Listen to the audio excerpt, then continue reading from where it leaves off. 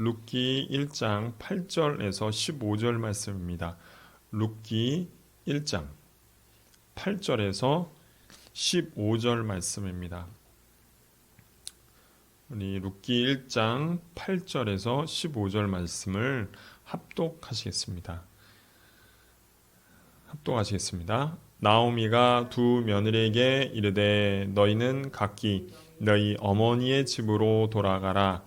너희가 죽은 자들과 나를 선대한 것 같이 여호와께서 너희를 선대하시기를 원하며 여호와께서 너희에게 허락하사 각기 남편의 집에서 위로를 받게 하시기를 원하노라 하고 그들에게 입 맞춤에 그들이 소리를 높여 울며 나오미에게 이르되 아니니이다.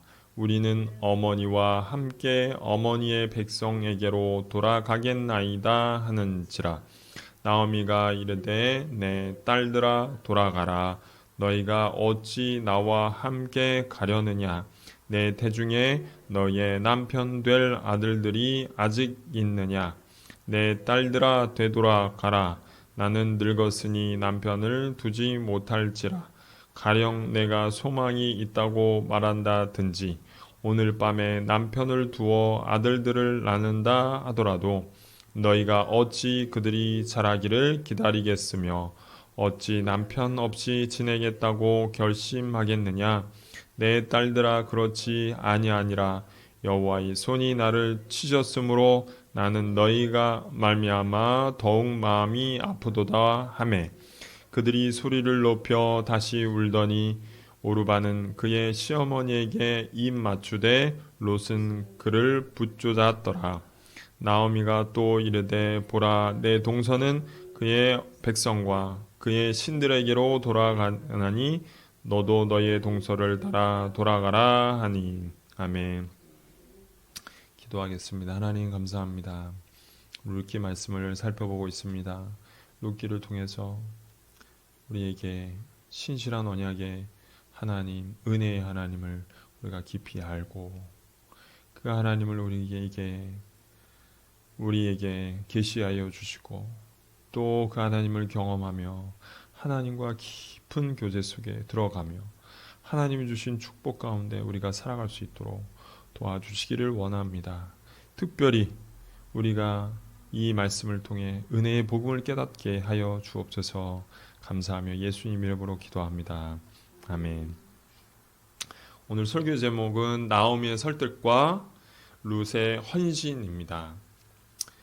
지난주에는 나오미가 하나님을 떠나서 약속의 땅 하나님을 떠나서 모압 땅으로 이주한 후에 남편이 죽고요. 두 아들이 죽고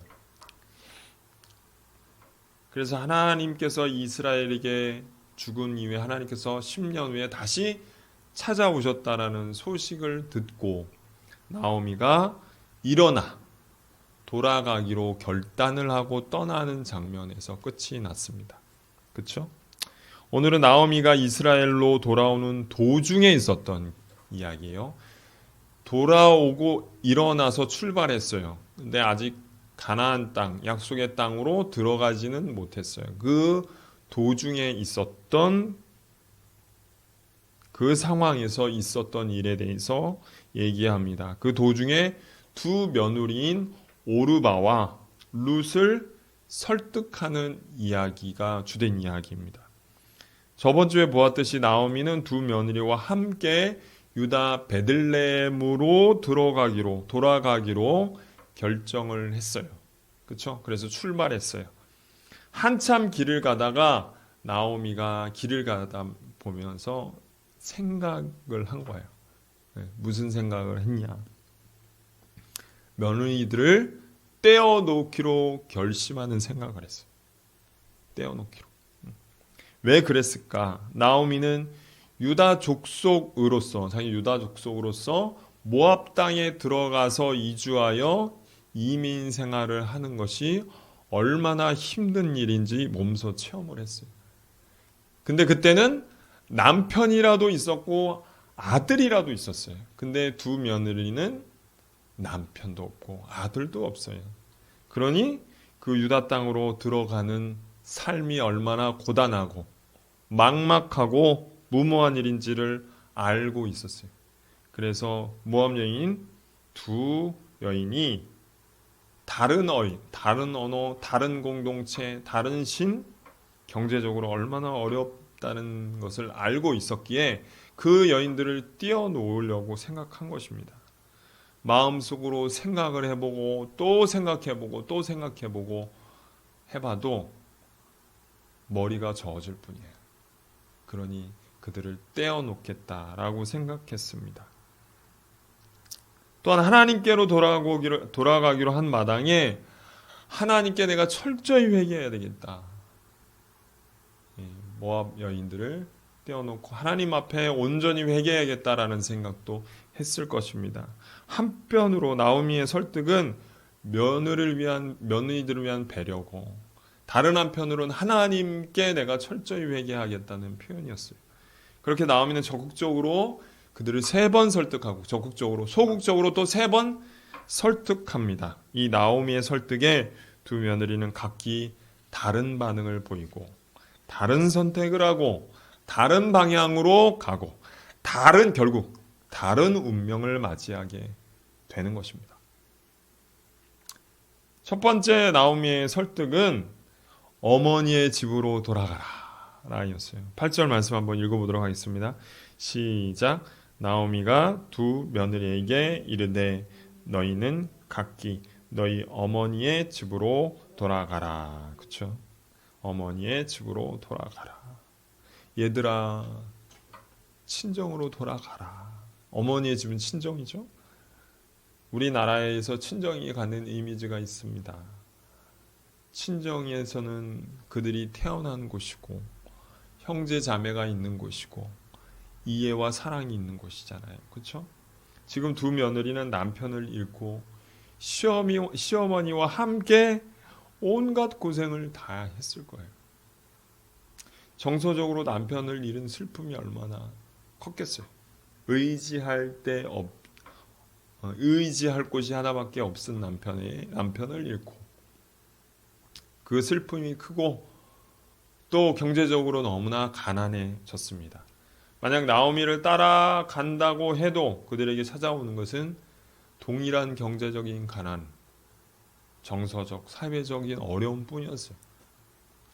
그러니 사랑과 포옹이 있는 어머니의 품으로 돌아가라 라고 얘기하는 것입니다. 또한 어머니의 집은 당시 딸들이 시집을 가기 전까지 머물면서 결혼 준비를 하는 곳이었어요. 그러니 너희가 어머니의 집으로 다시 돌아가서 마음과 몸을 회복하고 쉼을 얻고 그 다음에 새로운 결혼을 준비해라 라고 권유하는 것입니다. 어떻게 보면 나오미 입장에서는 너희가 어떻게 시어머니를 버리고 갈 수 있냐 이렇게 마음 먹지 않고 그들을 위한 최고의 배려를 지금 하고 있는 것입니다. 나오미의 두 번째 설득은 이거였습니다. 여호와께서 너희를 선대하시기를 원하노라. 나오미는 자신의 신앙의 대상인 여호와의 이름을 들어서 그들을 축복하며 보내기를 원합니다. 8절 후반부 제가 읽겠습니다. 너희가 죽은 자들과 나를 선대한 것 같이 여호와께서 너희를 선대하시기를 원하며, 여기서 선대하다는 말은 원어로 헤세드예요. 이 룻기의 주제는 헤세드, 곧 은혜, 그 언약적 사랑을 말합니다. 다른 말로 신실한 사랑이에요. 하나님과 언약을 맺었기에 신실한 사랑. 그러니까 이들은 죽은 남편과 결혼을 통해 언약을 맺었어요. 결혼 언약을 맺었어요. 그런데 그 죽기 전에 신실하게 남편을 섬기고 사랑했단 말이에요. 그리고 죽고 난 다음에 그 사랑을 이어가서 그 어머니에게도 시어머니에게도 신실하게 대했다는 것이에요. 신실한 사랑을 베풀었다는 것입니다. 두 며느리는 나오미와 함께 남편을 잃는 슬픔을 함께 했어요. 그렇죠? 나오미도 남편을 잃고 두 며느리도 남편을 잃었어요. 그러니까 슬픔을 함께하고 경제적인 어려움도 같이 하면서 서로 신실한 사랑으로 대했어요. 나오미는 여호와께서 그들에게도 선대하시기를 원하노라.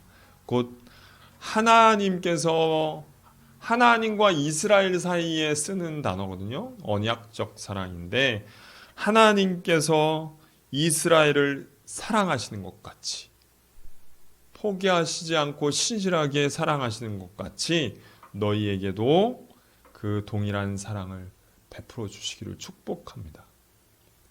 이 얼마나 대단한 일입니까? 하나님은 이스라엘에게만 언약적 사랑을 베푸시는데 지금 나오미는 그 모압 여인에게도 그 두 며느리에게도 하나님의 신실한 사랑이 흘러가기를 축복하고 있는 거예요.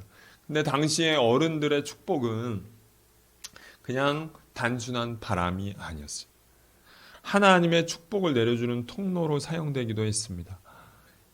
아브라함은 이삭을 축복했고 이삭은 야곱을 축복했고 죽기 전에 또 야곱은 12아들을 축복했고 그 축복대로 흘러갔고 다윗도 솔로몬에게 축복하고 모세도 이스라엘에게 축복했습니다.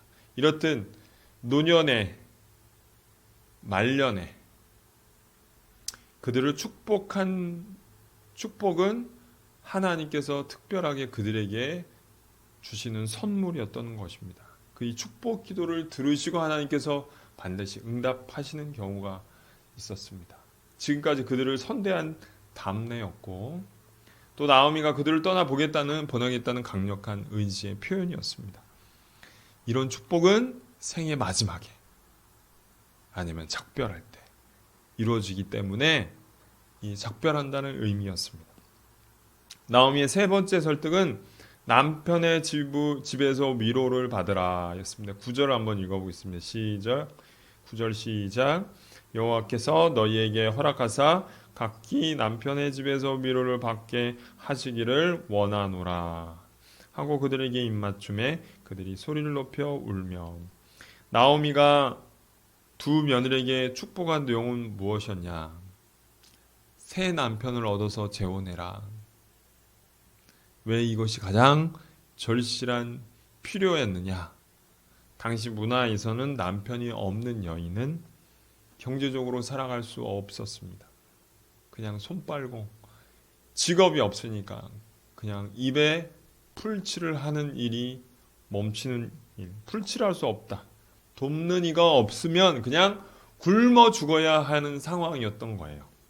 하나님께서 이스라엘에게 왜 고아와 과부를 특별하게 돌봐라 이스라엘에게 얘기했냐면 고아는 부모가 없으니 어려서부터 돌봐줄 사람이 없고 과부는 남편이 죽으면 직업을 얻을 수 없으니 어떤 경제 활동을 할 수 없기 때문에 그냥 돕는 사람이 없으면 굶어 죽어야 되는 형편이었기 때문에 그렇습니다. 그들은 최하위층으로 떨어진 거예요. 그러니 새로운 남편을 만나서 가정이라는 안식처를 꾸려라.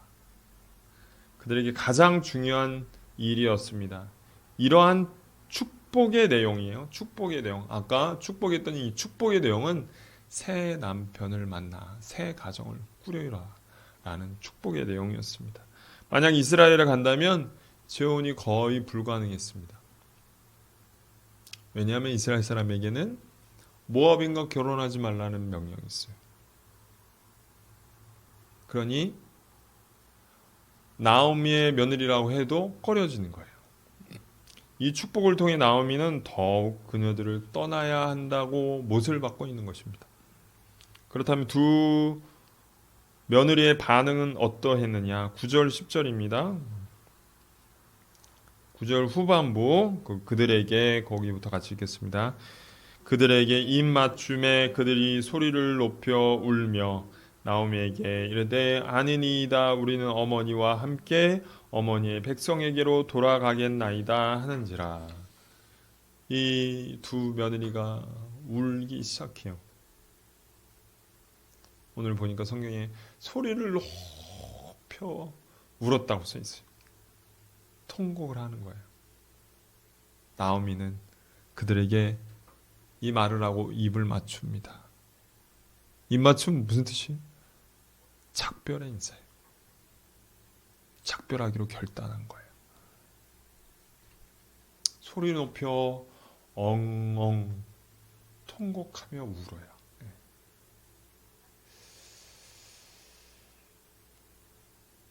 만약 나오미의 설득에 그들이 동조했다면 울지 않았을 거예요.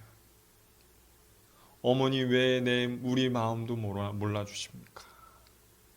어머니와 함께 고생하며 어머니의 슬픔이 우리의 슬픔이고 어머니가 얼마나 우리를 사랑하는지 우리가 어머니를 얼마나 사랑하는지 아시지 않습니까? 어머니 우리의 마음을 몰라주십니까? 근데 나오미는 자기의 뜻만 얘기하고 이렇게 하니 얼마나 마음이 아팠을까요? 그리고 울음을 터뜨릴 수밖에 없었어요. 또 그 말을 따른다면 이제 나오미와 생이별을 해야 합니다. 다시는 나오미를 볼 수 없을지도 몰라요. 그래서 더욱 소리 높여 울고 있는 것이에요. 이들의 두 번째 반응은 어머니와 함께 어머니의 백성으로 돌아가겠습니다 라고 얘기합니다. 여러분, 그들의 집은 모압이었어요. 그들의 어머니의 집은 모압에 있었습니다. 만약 돌아간다면 모압 땅으로 돌아가야죠. 돌아간다는 표현을 쓴다면 지금 나왔으니까 자기들이 집이 어디냐? 모압이잖아요. 그러니까 돌아간다면 모압으로 돌아가야 되는데 어머니의 집으로 돌아가겠다 이렇게 얘기합니다. 이게 무슨 뜻입니까? 어머니를 내가 따라가기 위해서 나의 민족을 버리겠습니다. 나의 백성도 버리겠습니다. 나의 가족도 친척도 버리겠습니다. 라는 뜻이 없습니다. 대신 시어머니의 백성을 자신의 백성으로, 시어머니의 하나님을 자기의 하나님으로, 자신의 나라로 삼겠다는 뜻이었어요. 자신들이 나오미를 설득할 수 있어요. 어머니, 저희가 어떻게든 먹여 살릴 테니까 우리와 함께 살아요. 모압 땅에서. 이렇게 할 수도 있어요. 그렇죠? 근데 그렇게 안 하고 어머니의 선택을 존중합니다. 누가 내가 모압 땅을 떠난다고 손가락질하고 비난하고 그리고 어머니를 따라간다고 하더라도 어머니의 편에 우리가 서겠습니다. 그렇게 얘기하는 것입니다. 또한 이스라엘로 돌아가겠다.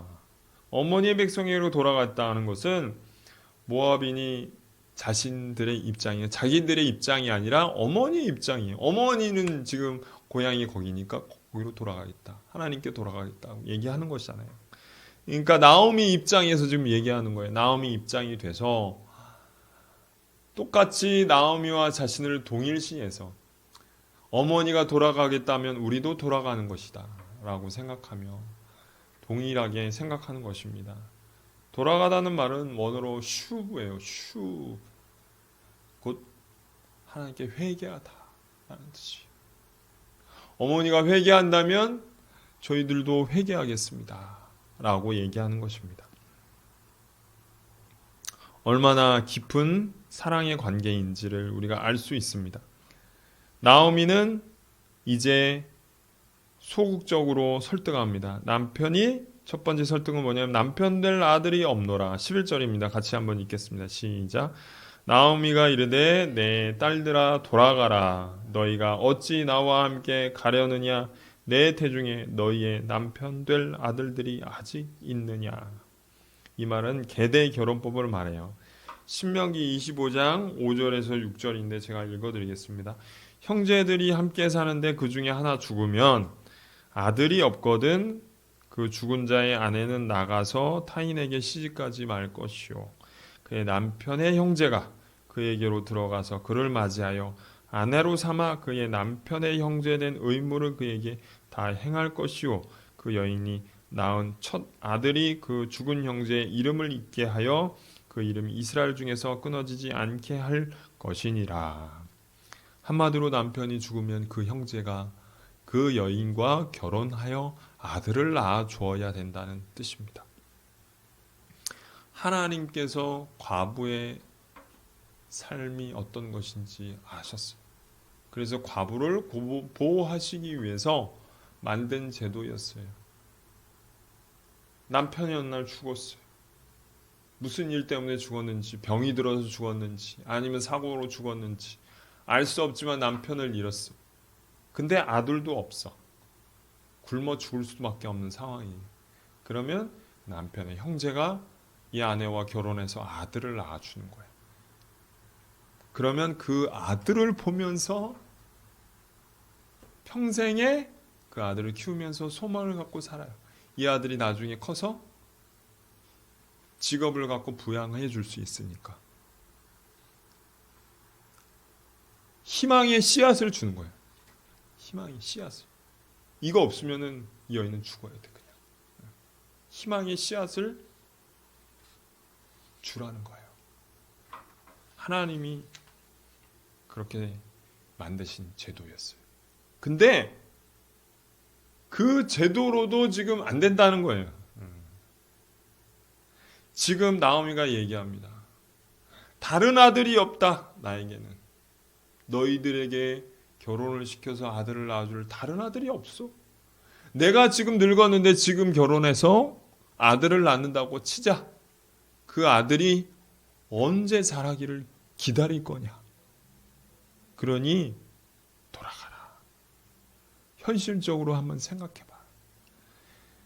희망의 씨앗이라도 있어야지 살 텐데 너희들에게는 희망의 씨앗도 없어. 그러니 돌아가라.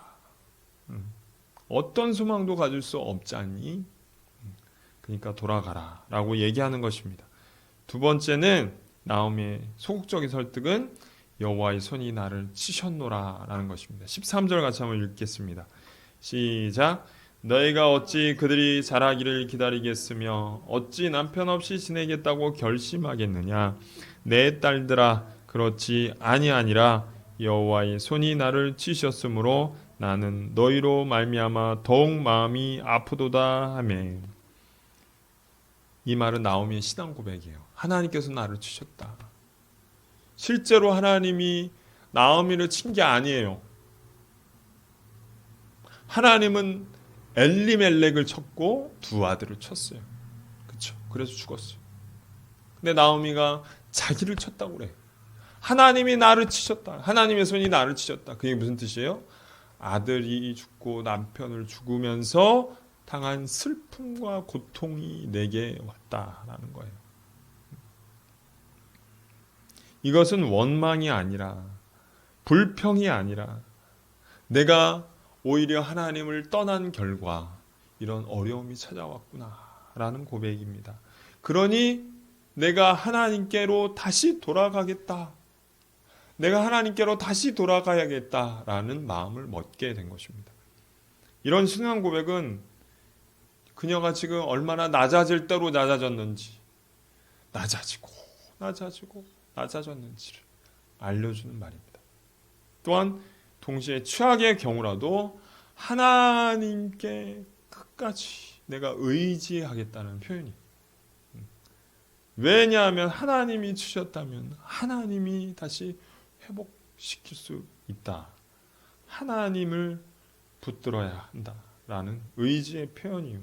하나님께 다시 돌아가야 한다. 하나님을 의지하고 하나님께 돌아가야 한다는 말입니다.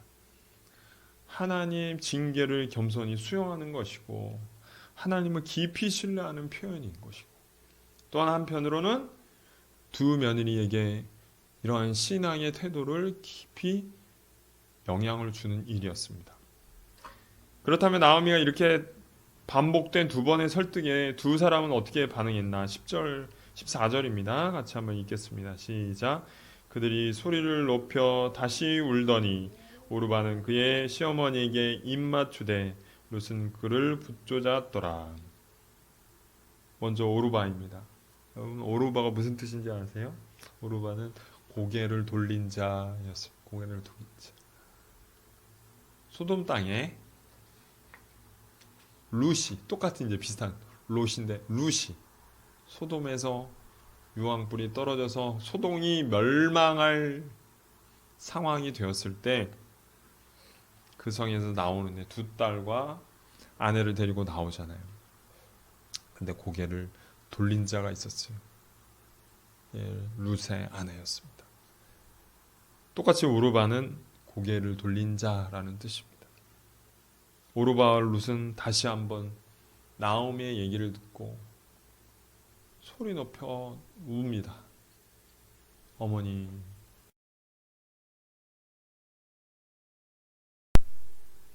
어머니의 결단에, 어머니의 앞길에 얼마나 큰 어려움이 있을지, 이제는 며느리 둘도 없으면 어떻게 살아야 할지에 대한 큰 슬픔, 작별에 대한 슬픔이 있었어요. 근데 오르바는 나오미에게 입맞춥니다. 왜 입맞추죠? 헤어짐의 표시예요. 그날 한편으로 나오미의 설득도 있었고 자신이 이스라엘에 가서 재혼할 수 있는 가능성이 없다는 것을 깨닫게 되었습니다. 그리고 나오미의 신앙 고백도 수용할 수 없었을지 몰라요. 하나님을 진실로 섬기는, 저렇게 섬기시는 시어머니, 근데 하나님께서 그 신실하게 섬기는 그 어머니를 치셨다니, 그 하나님을 도저히 이해할 수 없었을지 몰라요. 우리도 신앙생활을 하면서 아니 예수 믿는데 왜 이렇게 어려움을 당해? 그러면서 난 예수 안 믿어, 난 교회 안 가 라는 사람들이 있습니다. 그렇게 생각할 수 있는 것이죠.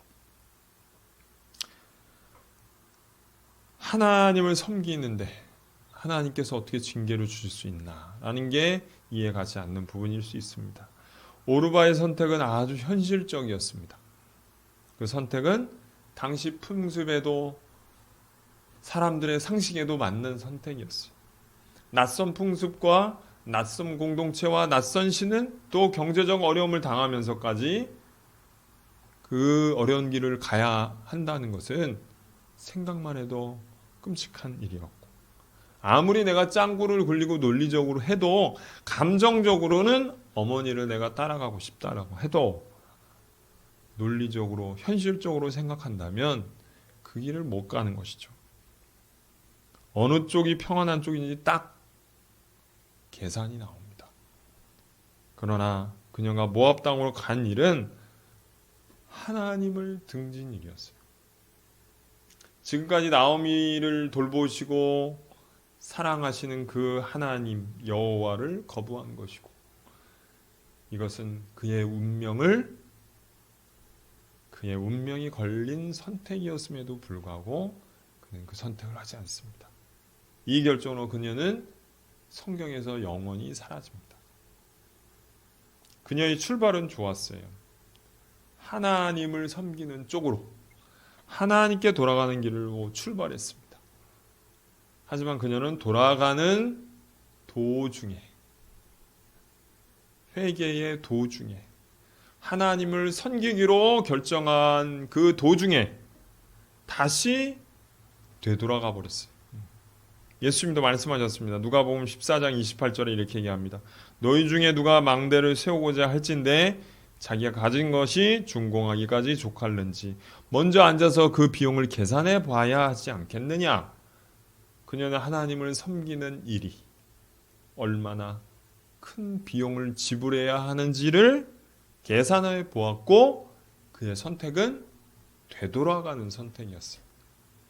나오미와 함께 하는 시간을 통해 나오미의 하나님을 알게 됐어요. 또 그의 신앙과 사랑을 통해서 깊은 감명도 받았어요. 그렇지 않으면 따라오지도 않았겠죠. 그렇기 때문에 이 여정을 출발하고 여기까지 온 거예요. 하지만 그럼에도 불구하고 그녀는 끝까지 완주하지 못했어요. 회개의 도중에 돌아가 버렸습니다. 반면에 룻은 어땠습니까? 오르바는 나오미를 떠났지만 룻은 안 떠났어요. 룻은 오히려 붙잡았다. 그렇게 써 있어요. 붙잡았다. 그렇죠? 붙잡았다.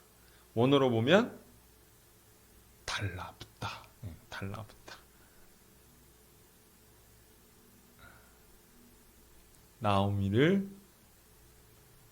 나오미에게 달라붙었어요. 그 어머니를 다 붙들었어요. 이 원어는 무슨 뜻이냐면은 아담과 그의 아내가 합하여라는 단어예요. 합하는 아담과 아내인 하와가 하나가 되는 걸 말해요. 하나. 예전에 예수님이 뭐라 하셨냐면 하나님께서 하나가 되신 것을 둘로 나눌 수 없다고 그랬어요. 이 얘기는 뭐냐면 종이 두 장이 있어요. 풀로 붙였어요. 나누려고 하는데 나누면 찢어지는 거예요. 하나니까 풀로 붙이다는 거예요. 지금 룻은 나오미에게 달라붙어서 완전히 하나가 되었다는 것입니다. 이제 둘이 아니라 하나였습니다. 이 말은 다시 말해 룻이 얼마나 헌신했는지, 자기의 모든 것을 바쳐서 나오미를 따르기로 했는지를 말하는 것입니다. 룻의 뜻은 헌신이에요. 헌신. 그녀는 어떤 어려움에도 이제 어떤 어려움이 찾아와도, 가난이 찾아와도, 죽음이 찾아와도, 그리고 남편을 내가 얻지 못하더라도 어머니와 절대로 떨어지지 않겠다라고 하는 결단이었습니다. 그녀에게도 오르바와 같은 재혼할 기약이 없었어요. 거기에 가면. 또한 나오미와 간다면 온갖 어려움이 기다리고 있었어요. 그럼에도 불구하고 그녀는 나오미에게 달라붙었어요. 그녀는 지금까지 한 모든 각오와 작별하기로 결단했어요. 이제 현재 상황을 받아들이고 있었습니다. 그리고 나오미에게 달라붙었어요. 그녀와 긴밀하게 하나 되어 모든 것을 함께할 생각이었어요. 내가 모든 것을 이제 함께하겠다. 왜 룻은 나오미를 붙들었을까요? 왜 붙쫓았을까요? 10중 8구 그녀가 갖고 있는 하나님을 향한 신앙 때문이었습니다. 그녀는 그 신앙이 깊은 감명을 받았어요. 그렇지 않다면 어떻게 어머니의 하나님이 나의 하나님이 될 것입니다 라고 고백할 수 있었겠습니까? 나오미가 갖고 있는 그 신앙이 지금까지 그 신앙 안에서 나오미와 룻 사이에 깊은 애정이 생겼어요. 하나님께 받은 그 사랑을 그 며느리와 함께 나누었어요. 그리고 그러면서 이렇게 얘기하는 것입니다. 3번이나 이렇게 얘기합니다. 나오미와 오르바를 칭할 때 내 딸들아, 내 딸들아, 내 딸들아. 그래서 나오미가 그들을 단순히 며느리라 여긴 것이 아니라 깊은 애정을 갖고 그들을 대했다는 뜻이었습니다. 그 깊은 사랑에 그녀는 마음이 감명되었고, 또한 엘리멜렉이 죽고 남편이 죽고 두 아들이 죽었을 때 하나님께 무릎을 꿇고 기도하면서 하나님을 의지하며 그 온갖 난관을 이겨내 가는 나오미를 보며 깊은 감명을 받았을 것입니다. 그녀의 신앙은 룻의 마음에 깊이 각인되었습니다. 삶이 모두 끝났다고 했을 때, 모든 사람들이 다 포기할 수밖에 없는 순간에도 그녀는 포기하지 않았고 하나님을 붙들었고 그 시간들을 이겨냈습니다. 왜 그랬을까요? 아직도 하나님이 그를 버리지 않았기 때문이었어요. 나오미에게 신실한 사랑으로 함께 하셨기 때문에. 그래서 나오미는 하나님을 의지했고 하나님께 그 자기를 버리지 하나님께 돌아가고자 하는 것이었습니다. 하나님은 어떤 분이실까요? 하나님은 차별이 없는 분이십니다. 하나님은 낮은 자나 높은 자나 부한 자나 가난한 자나 신분이 높은 자나 좋은 자나 신분이 나쁜 자나 작은 자나 큰 자나 남자나 여자나 하나님은 차별하지 않으십니다. 누구든지 하나님의 신실한 사랑을 바라고 그분을 의지하고 믿는 자에게 동일한 은혜를 베푸시는 분이라는 거예요. 그런 하나님이라면, 그런 나오미의 하나님이라면 나의 하나님이어도 좋다 라고 생각하며 룻은 붙들었던 것입니다. 이제 나오미의 마지막 설득 세 번째가 나옵니다. 동서를 따라 돌아가라. 나오미의 마지막 설득은 그 백성과 그의 신에게로 돌아가라 라고 얘기하는 것입니다. 이 설득은 너무나 강력해요. 왜냐하면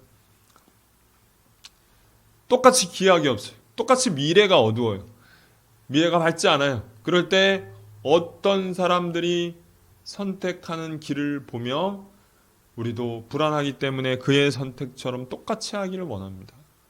그가 선택한 이유가 있겠지 라고 생각하며 그 길을 따라가려고 합니다. 우리도. 다른 사람이 일로 가는데 내가 일로 가기가 쉽지 않아요. 그렇잖아요. 다른 사람 다 절로 가는데 나만 이쪽으로 가기 쉽지 않아요. 똑같이 장담할 수 없는 상황에, 불투명한 상황에 어떤 사람이 선택하는 걸 보고 따라가기가 쉽잖아요. 근데 룻은 그렇게 하지 않습니다. 왜 그런 선택을 했냐? 그것은 그가 지금까지 살아왔던 삶이 익숙한 삶을 선택하는 거예요. 저도 그렇습니다. 제가 어떤 길을 갔을 때 그 길을 알고 있기 때문에 그 길 가기 쉬워요. 그렇죠? 익숙하니까. 내가 그 길을 어떻게 가면 아니까. 근데 새로운 길을 가야 돼. 그러면 주저가 되는 거예요. 어떻게 하는지, 뭐가 있을지, 어떤 어려움이 있을지 아무것도 모르니까 그 길로 가기가 어려운 것이죠. 모압의 그모스 신을 섬기는 게 어떻게 섬겨야 되는지 압니다. 그의 백성들의 선택이 모압인이라는 사람들이 어떤 사람들인지도 알아요. 마음 편하고 익숙한 길로 가기가 쉬워요. 근데 그 길로 가지 않아요. 룻은 마음을 바꾸지 않습니다. 그녀는 동서와 다른 길을 선택합니다. 그녀는 나오미를 붙잡고 또 하나님을 붙들었습니다. 오늘 말씀을 마무리합니다. 지금 나오미는 오르바와 룻 두 며느리를 통해서 우리의 회개의 도정, 하나님께 돌아가는 그 길의 그 중간에 우리가 신앙의 여정을 다 생각한다면 한 번의 회개도 있을 수 있어요. 그렇죠? 한 번의 회개도 있을 수 있어요. 하지만 우리가 삶을 살아가다 보면 회개가 마무리되지 않고 하나님께서 원하시는 삶까지도 우리가 가지 못하는 것을 보게 됩니다. 그 중간에 무슨 일이 일어나는지를 오늘 성경을 보여주는 것입니다. 회개의 도중에서 일어난 일들을 보여주는 것입니다. 그녀는 지금 나오미는 완전히 회개하기 원해요. 완전히 하나님께 돌아가기를 원해요. 그렇죠? 근데 그녀와 함께하는 두 사람을 통해 한 사람은 출발했지만 회개를 시작했지만 마무리하지 않고 되돌아가는 사람이 있고 회개를 출발했고 자기가 이 회개를 통해 하나님께 돌아가는 비용을 계산했음에도 불구하고 하나님께 돌아가기로 결단하는 두 사람이 있는 것을 보게 됩니다. 두 사람 모두 동일하게 나오미와 깊은 애정을 나눴고 환란의 수령 가운데 함께 했고 또 나오미가 어떤 신앙을 갖고 있는지 보았습니다. 그렇죠?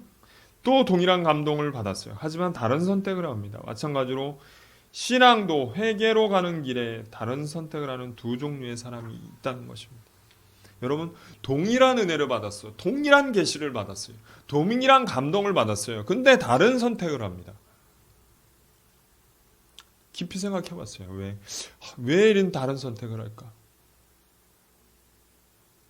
하나님의 은혜가 부족해서?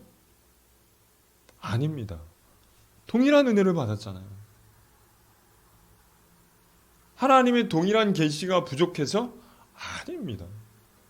동일하게 나오미를 통해 하나님이 어떤 분이라는 걸 알게 되었어요. 똑같이 은혜를 경험하고 똑같이 하나님께 계시를 받았지만 다르게 선택을 하고 반응을 해요. 비용 계산도 똑같았는데 왜 그런 것입니까? 제가 찬양을 부르면서 그걸 깨달았어요. 그거 뭐냐면 찬양을 부르면서 예수님께서 풍랑 가운데 제자들에게 걸어오십니다. 베드로가 이렇게 얘기했어요. 주님이시면 저도 이 물을 걷게 해주십시오. 라고 얘기했어요. 그래서 주님이 얘기하셨어요. 오라. 그래서 베드로가 걸어갑니다. 그가 출발할 때는 누구만 봤냐면 예수님만 봤어요. 예수님만 바라봤어요. 근데 갑자기 그가 예수님만 바라보고 걸어가다가 거센 풍랑을 보자 그가 빠졌습니다. 그리고 예수님이 얘기하셨어요. 믿음이 적은 자요. 왜 의심하였느냐?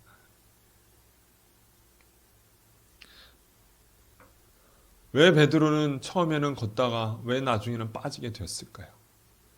왜 오르반은 하나님을 선택하는 길을 가다가 다시 되돌아갔고 룻은 왜 끝까지 갔을까요?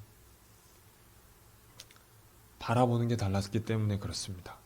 동일한 은혜와 동일한 계시와 동일한 감동을 받았더라도 누구를 바라보냐에 따라 우리가 그 길을 완주하느냐 완주하지 않느냐가 결정되는 것이에요. 우리가 끝까지 주님을 바라본다면, 시선을 주님께 놓치지 않는다면, 주님을 향한 믿음을 내가 놓지 않는다면 어떤 어려움이 와도 그 길을 완주할 수 있을 것이고 주님께 돌아갈 수 있을 것이고 주님께서 주신 축복을 받을 수 있을 것입니다. 그러나 우리가 살다 보면 환경을 바라보고 사람을 바라볼 때, 나의 처지를 바라볼 때 우리는 오르바처럼 다시 되돌아가는 것입니다. 우리 안에 주님을 바라보고 주님께 시선을 고정하고 주님을 믿어드리는 일들이 우리에게 끝까지 하나님께 돌아갈 수 있는 길을 제공하는 것입니다. 이 시간 같이 한번 기도했으면 좋겠습니다.